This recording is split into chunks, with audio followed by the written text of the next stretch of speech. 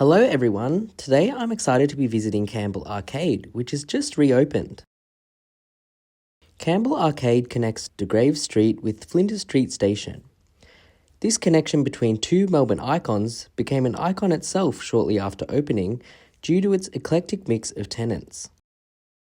Early on, this included a cake shop, chocolaterie and delicatessen, and later in the 2010s included a record shop, zine maker and retail shops. Campbell Arcade dates back to 1955, although it was proposed nearly 30 years earlier. There had been concerns about pedestrians safely crossing Flinders Street, which was a notorious traffic danger spot at the time. The arcade is heritage listed, and the Victorian Heritage Council notes that Campbell Arcade was the first major public infrastructure to be built in the city following World War II, which generated a lot of public interest at the time. When it officially opened to the public on the 31st of August 1955, none of the shops were occupied. Despite over 1,000 applications from eager tenants, it took time to fill the 11 shops and 2 kiosks. Nowadays, there are only 8 shop fronts. I'll talk about that a little later though.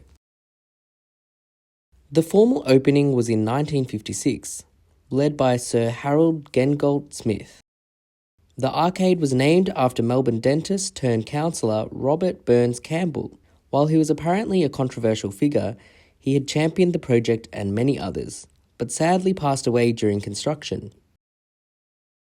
The arcade was completed just in time for the 1956 Melbourne Olympics, and today it remains one of the rare and intact examples of post-war Art Deco design, with its salmon pink tiles, granite pillars, and vintage shop fronts still proudly on display some 70 years later.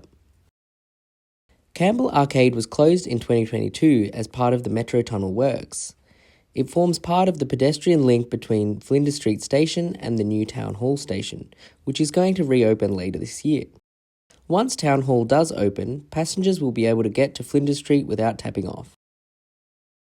When I visited, there were welcome signs dotted around which had some cool historic facts about the arcade. There were also pictures in all of the display cases which highlighted key events throughout the construction of the Metro Tunnel.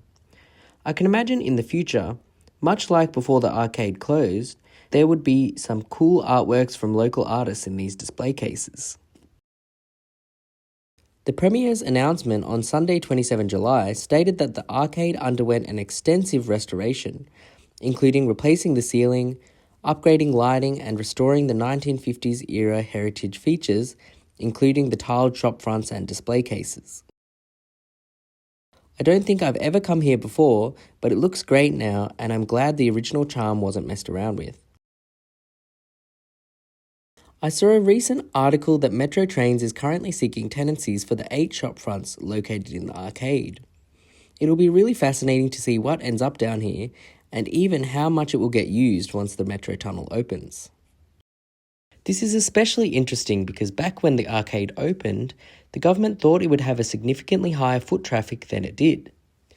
They tenanted it based on this assumption and tried to cater for middle-class commuters. Over time, as the tenancies changed and the arcade became a little bit more grungy, a new wave of artist tenants took over the tenancies and the display cases. This resulted in an eclectic mix of people coming through the arcade. I came across a fantastic article by Victorian Collections that looks at the arcade's rich history and includes some great photos. I'll link it in the description. I had a great time exploring Campbell Arcade. Next time you visit, I hope you remember some of its interesting history. Thanks for watching. If this video interests you, I encourage you to keep exploring the topic. You never know what you might discover. Feel free to leave any extra facts or thoughts in the comments. Bye.